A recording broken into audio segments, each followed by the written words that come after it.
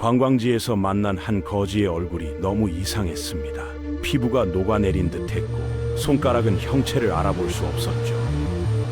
처음엔 사고를 당한 사람이라고 생각했는데 주변을 둘러보니 비슷한 모습의 사람들이 더 있었습니다. 하나같이 신체 일부가 절단되어 있거나 심하게 훼손된 상태였죠. 우연치고는 너무 많았고 뭔가 석연치 않은 기분이 들었습니다. 이들은 대체 어디서 온 걸까요? 오늘은 관광지 뒤편에 숨겨진 충격적인 진실에 대한 이야기를 해보겠습니다.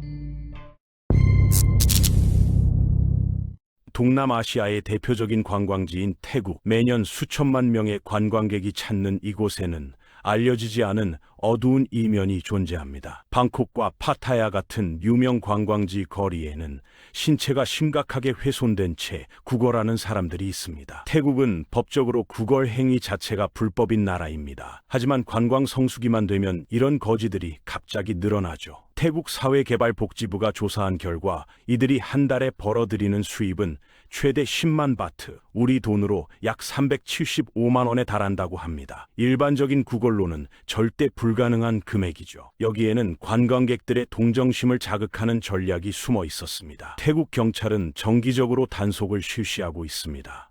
구걸 행위로 적발되면 최대 1개월 징역 또는 하나 바트의 벌금형에 처해지죠. 그런데 지난 10년간 체포된 거지 약 7,000명 중 30%가 외국인이었다고 합니다. 특히 중국인이 압도적으로 많았고요. 이상한 점은 성수기가 다가오면 신체가 훼손된 거지들이 조직적으로 나타난다는 겁니다.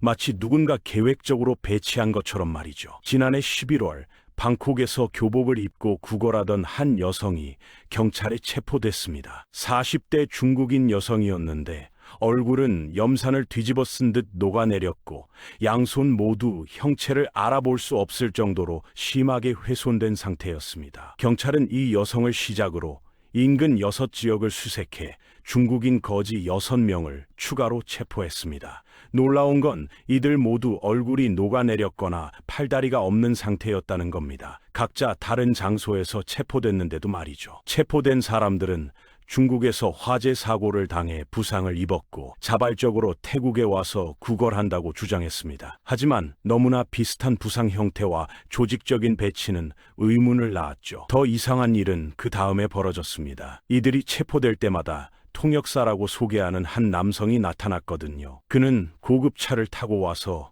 인당 1만 바트의 보석금을 아무렇지 않게 지불하고 이들을 데려갔습니다. 태국 경찰은 중국에서 조직적인 인신매매가 이루어지고 있다고 의심했습니다. 누군가 이들을 납치해 신체를 훼손하고 태국으로 보내 구걸을 시키는 거죠. 동정심을 유발해 더 많은 돈을 벌게 하려는 계산된 범죄라는 겁니다. 하지만 중국 대사관은 이를 사실무근이라며 강력히 부인했습니다. 피해자들도 자발적이라고 주장했고요. 그런데 정말 자발적이었을까요? 낯선 나라에서 언어도 통하지 않고 신체마저 훼손된 상태에서 이들이 도움을 요청할 수 있었을까요? 태국 경찰이 중국인 피해자를 위해 제대로 수사해 줄 거라고 기대할 수 있을까요? 현실은 그렇지 않았습니다. 이런 조직적 인신매매의 배경에는 중국의 심각한 사회 문제가 자리 잡고 있습니다. 2022년 1월 중국에서 전 세계를 충격에 빠뜨린 사건이 발생했습니다.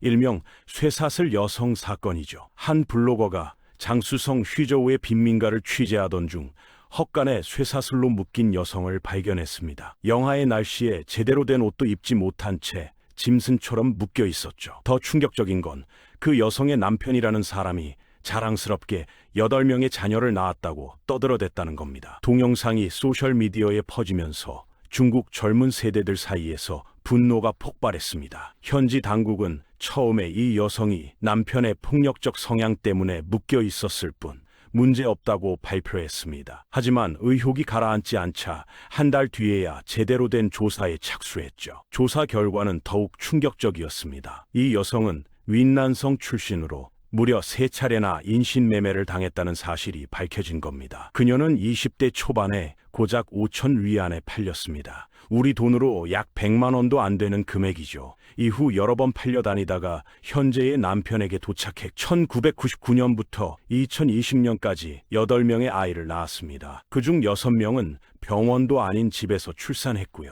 2017년부터 조현병 증세를 보이자 남편은 그녀를 쇠사슬로 묶어 5년 가까이 감금했습니다. 고향에서 현재 위치까지의 거리는 무려 1800km. 그녀는 아무도 모르는 먼 곳으로 끌려가 노예처럼 살았던 겁니다. 이 사건이 알려지자 비슷한 증언들이 쏟아졌습니다. 나의 숙모는 쓰촨성에서 인신매매로 끌려와 삼촌과 강제로 결혼했습니다. 아들을 낳은 후 도망쳤죠. 나의 어머니는 어렸을 때 이웃 마을에 팔려가 10년 넘게 성폭행을 당했습니다. 조사 결과 장수성 내에서만 인신매매로 이루어진 결혼이 30건이 넘는다고 밝혀졌습니다. 최근 몇 년간 인근 강에서 발견된 시신 대부분이 여성이었다는 사실도 드러났죠. 이들은 당국에 신고하고 소송을 해도 외면당해 결수로 목숨을 끊는 경우가 많았다고 합니다. 중국에서 이런 일이 만연한 이유는 오랜 한자녀 정책과 극단적인 남아 선호 사상 때문입니다.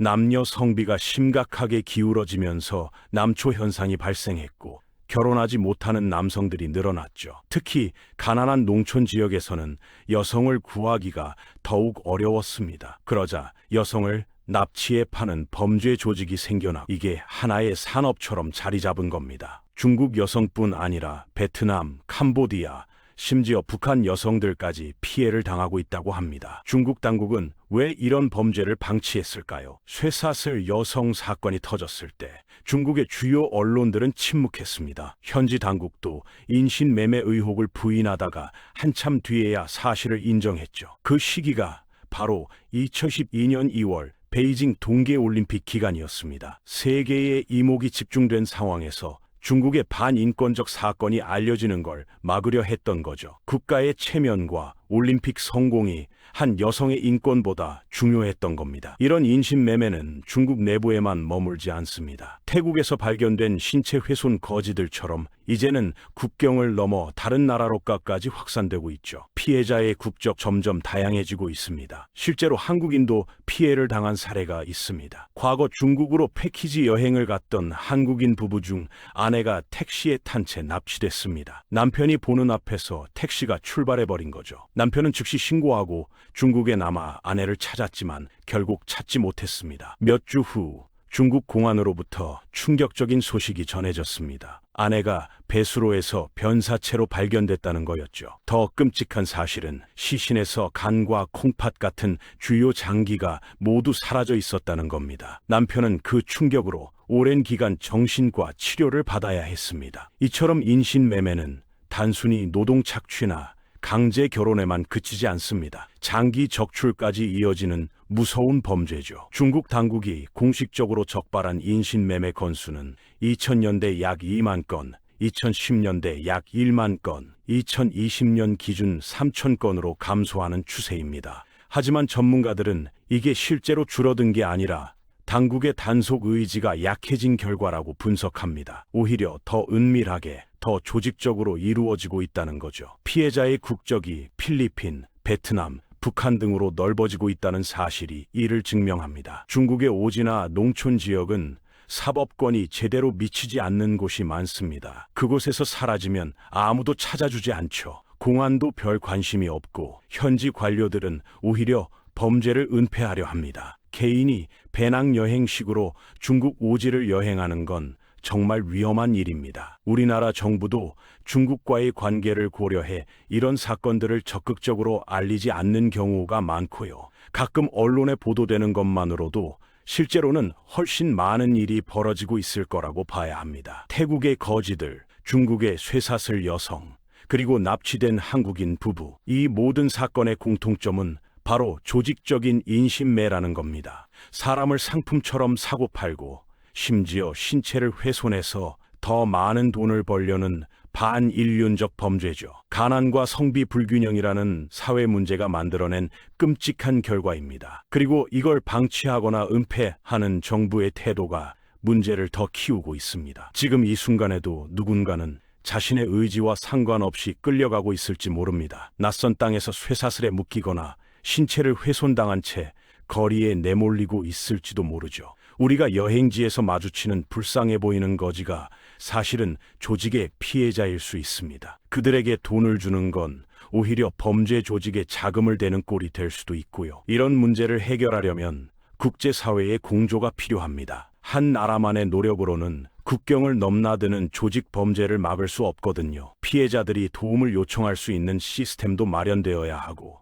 당국의 은폐나 방조를 막는 감시 체계도 필요합니다. 무엇보다 우리 스스로가 이런 문제에 관심을 가지고 경각심을 가져야 합니다. 여행을 갈 때는 안전한 경로를 이용하고 의심스러운 상황에 처했을 때는 즉시 도움을 요청해야 하죠. 오늘은 관광지 뒤편에 숨겨진 인신매매의 실체에 대해 이야기해봤습니다.